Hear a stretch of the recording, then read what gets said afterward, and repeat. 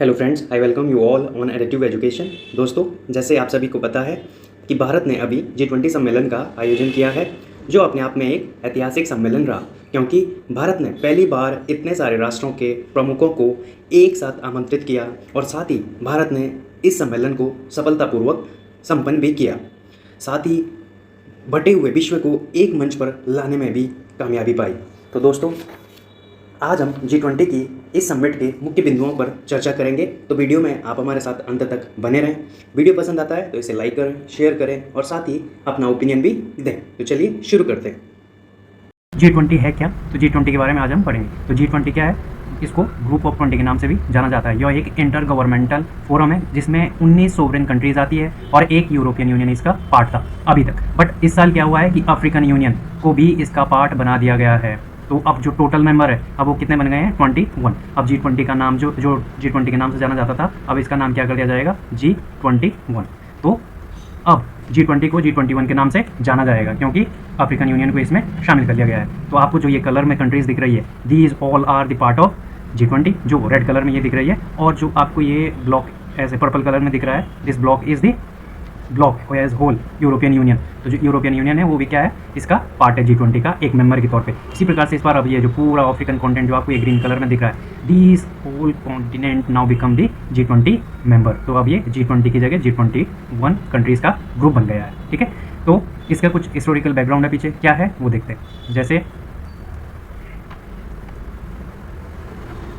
जैसे G20 की history क्या है? तो G20 अपने आप में जो वर्ल्ड की लार्जेस्ट इकोनॉमीज़ है उनका ग्रुप है, मतलब टॉप मोस्ट 21 जो इकोनॉमीज़ है उनका ग्रुप है G21।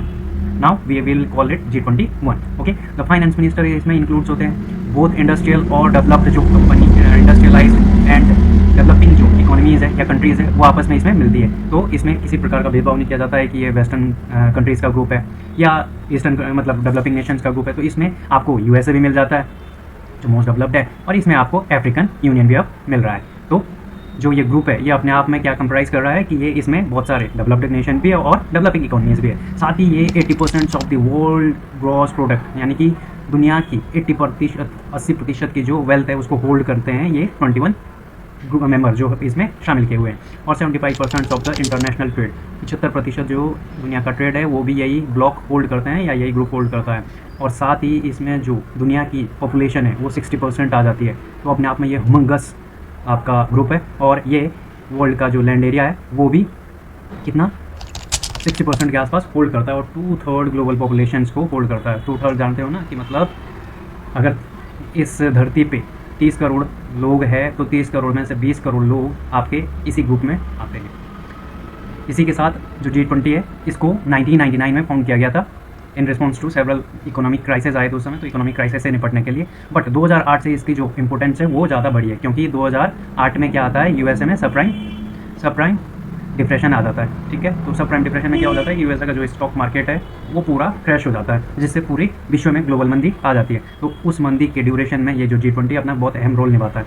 और उसके बाद से इसके जो हेड्स होते हैं, मेंबर स्टेट्स के जो हेड होते हैं गवर्नमेंट के, वो मिलने शुरू हो जाते हैं। फाइनेंस मिनिस्टर्स होते हैं वो मिलने शुरू हो जाते हैं। फॉरेन मिनिस्टर्स की मीटिंग होती है, हाई रैंकिंग ऑफिशियल्स की मीटिंग्स होती है। साथ ही इसमें कुछ रिप्रेजेंटेटिव्स भी आते हैं, जैसे यूरोपियन यूनियन के रिप्रेजेंटेटिव्स आते हैं, यूरोपियन कमीशन के रिप्रेजेंटेटिव्स को इसमें इन्वाइट किया जाता है। यूरोपियन सेंट्रल बैंक इसमें पार्टिसिपेट करता है। International organisation such as World Bank, जैसे वर्ल्ड बैंक वो भी इसका पार्ट बनता है। और IMF में WHO, WTO, these all which are international labour organization which is the large group in the their magnitude, they also are invited in this G20 summit। और non governmental organisations भी इसमें शामिल किए जाते हैं जो कि अपने आप में जैसे वर्ल्ड इकोनॉमिक जैसे आप बोल सकते हो जैसे जो गवर्नमेंट द्वारा बनाया गया ग्रुप ना हो तो वो भी इसमें शामिल किए जाते हैं। ठीक है, तो इस प्रकार से ये पूरा जो G20 है पूरा फॉर्म होता है। इसी के साथ 2009 की जो समिट हुई थी वो बहुत ही क्रूशियल थी क्योंकि हमने बोला है कि 2008 में क्या आया था, सबप्राइम डिप्रेशन आया था USA में। तो उसके बाद इसमें इकोनॉमिक कोऑपरेशन और फाइनेंशियल कोऑपरेशन को बढ़ावा देने की बात की गई। बट इन सितंबर अभी जो हमारे इंडिया इसको होस्ट कर रहा है, तो इंडिया इज़ होस्टिंग दिस। तो इंडिया अभी 7 से 10 सितंबर के बीच में ये जो समिट है होस्ट करी थी। ये 18th समिट थी G20 की, जिसमें PM नरेंद्र मोदी ने अनाउंस किया कि जो अफ्रीकन यूनियन है उसको भी एज अ मेंबर अब इंक्लूड किया जाएगा G20 में और इसको G21 बना दिया जाएगा। विडम्बना देखो कितनी है कि एक तरफ जो लास्ट G20 की जो समिट हुई थी, कहाँ हुई थी? इंडोनेशिया में। तो उस समिट में जो यूक्रेन के प्रेसिडेंट है, कौन है यूक्रेन के प्रेसिडेंट? जेलेंस्की। तो जो जेलेंस्की है वो कह रहे थे कि इस ग्रुप में से G20 में से रशिया को आउट कर दो, ठीक है, और make it this group as G19। तो उन्होंने तो उस समय G19 का प्रोनाउंसिएशन भी बहुत बार किया था, बट इंडिया में जस्ट अपोजिट हुआ है। यहाँ पे एक और मेंबर को इसमें इंक्लूड कर लिया गया है, तो याद रखना है। साथ ही अब जो G20 है उसके मेंबर कौन कौन है? तो मेंबर कंट्रीज इसमें बहुत सारी है, आपको जो भी दिख रही है, जैसे Argentina, Australia, Brazil, Canada, China, France, Germany, India, Indonesia, Italy, Japan, Mexico, Russia, Saudi Arabia, South Africa, Korea, Turkey, United Kingdom, United States, union, और साथ ही European Union, it is also part, European Union हो गया, African Union हो गया, they all are also the part of this G20 group. इसी के साथ जैसे आसियान ग्रुप है वो भी इसमें पार्टिसिपेट करता है, वर्ल्ड बैंक आपने देखा ही होगा, अजय बंगा जी भी आए थे, यूनाइटेड नेशन एंटोनी गुतेरेस आपने देखा होगा, और स्पेन को भी एज अ गेस्ट के रूप में यहाँ पे इन्वाइट किया जाता है। इस प्रकार से ये बहुत सारे इंटरनेशनली कोलैबोरेट करने वाले कंट्रियों का ग्रुप बन जाता है। तो ये जो आपको कलर में दिख रहे हैं, ये और जितने भी ये दिख रहे हैं आपको कंट्रीज़ कलर में, वाइट कलर को छोड़ के these all are the member of G20, ठीक है। तो अब जो G20 है इसका नाम अब इसके इंक्लूड होने से, जो अफ्रीकन यूनियन है इसके इंक्लूड होने से अब G21 हो गया है। तो इसका जो हेडक्वार्टर है वो कहाँ है ये अब जानेंगे, बट आपको एक फैक्ट ये जरूर याद रखना है कि जो G20 है उसका अपना कोई हेडक्वार्टर नहीं होता है।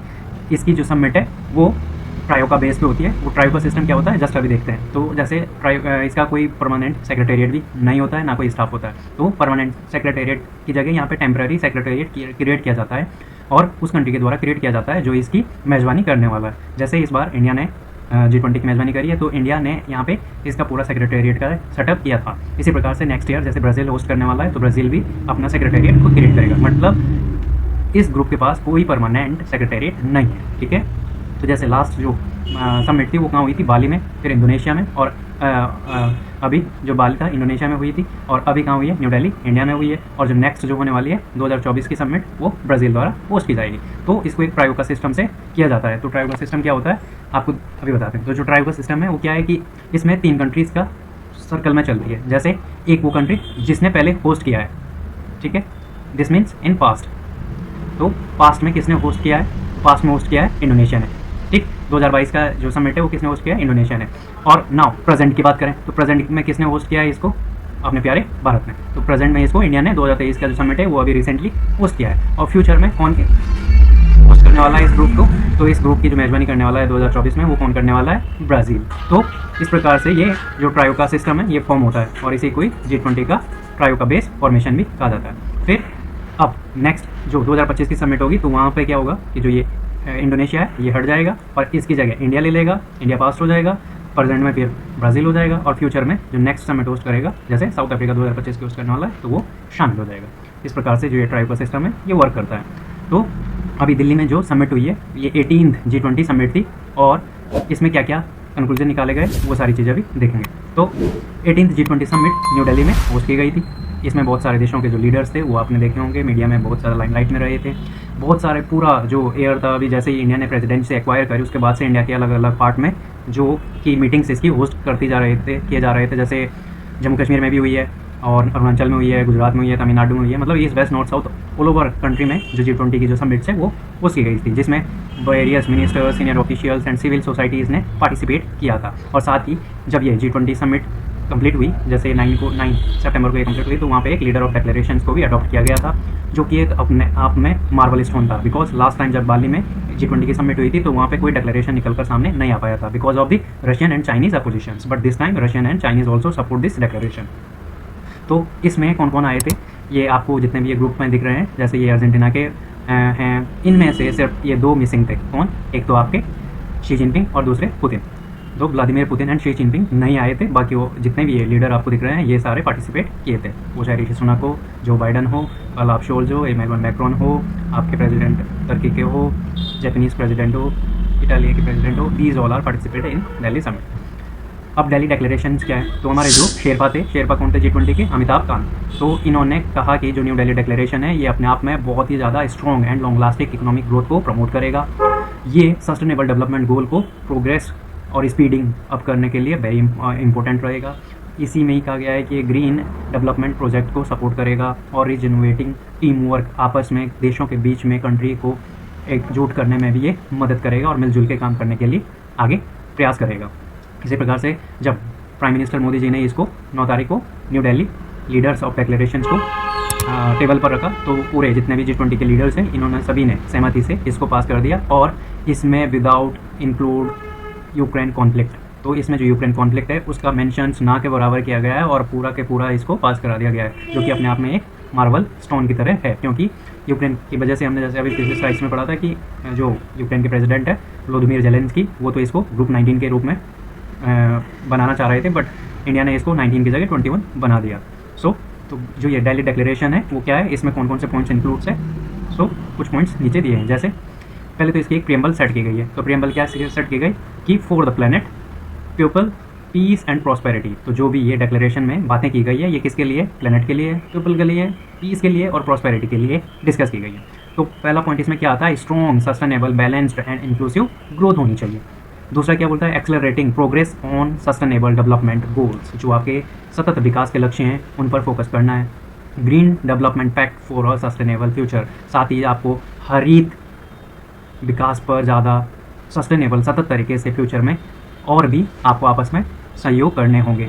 मल्टीलेटरलाइजेशन of institutions for the 21st century, तो ये भी देखना है कि जो पावर है वो एक जगह सेंट्रलाइज ना हो जाए, क्योंकि इससे जो मल्टीलेटरलिज्म है वो वीक होता है। तो मल्टीलेटरलिज्म को बढ़ाना है तो डिसेंट्रलाइज करना होगा, technological transformation and digital public infrastructure को बिल्ड करना होगा, साथ ही इंटरनेशनल टैक्सेशन सिस्टम को अडॉप्ट करना होगा, ताकि जैसे टैक्स हेवन वाली जो कंट्रीज़ है, आपने बहुत सुना होगा कि ये टैक्स हेवन कंट्रीज़ है, जैसे सिंगापुर को बोला जाता है, क्योंकि यहाँ पे क्या है कि जो टैक्स के रेट है वो बहुत कम होते हैं। तो कंपनियाँ क्या करती है कि अपने जो हेडक्वार्टर्स है वो जैसे इंडिया से उठा के सिंगापुर में ओपन कर लेगी, तो इनको इंडिया से टैक्स में रिबेट मिल जाएगा और अपना सारा जो भी प्रॉफिट है वो शिफ्ट कर दिया जाएगा कहाँ पे, सिंगापुर के हेडक्वार्टर में। तो इससे ये टैक्स से बच जाते हैं, तो इसको कर चोरी के नाम से भी जाना जाता है। इसीलिए अभी जो G7 ग्रुप था इन्होंने एक टैक्स रेट भी रखा था सामने कि मिनिमम 15% जो टैक्स है वो MNC पे लगेगा ही लगेगा, मल्टीनेशनल जो भी कंपनीज होगी उन पे मिनिमम 15% टैक्सेशन आपको लगाना ही लगाना होगा।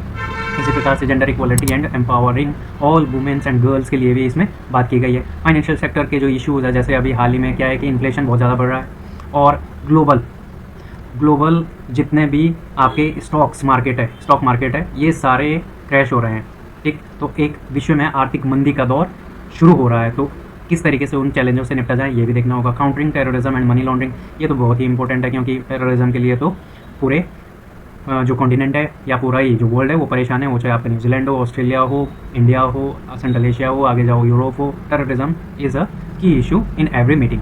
और नेक्स्ट पॉइंट क्या है, creating a more inclusive world, तो आपस में एकजुटता बढ़ाने के लिए भी इसमें जोर दिया गया है, इंक्लूसिवनेस बढ़ानी है। और 11वां जो पॉइंट है ये अभी बहुत इंपॉर्टेंट है इंडिया के लिए, क्योंकि इसमें क्या है कि India middle east Europe connectivity corridor बनाया जाएगा।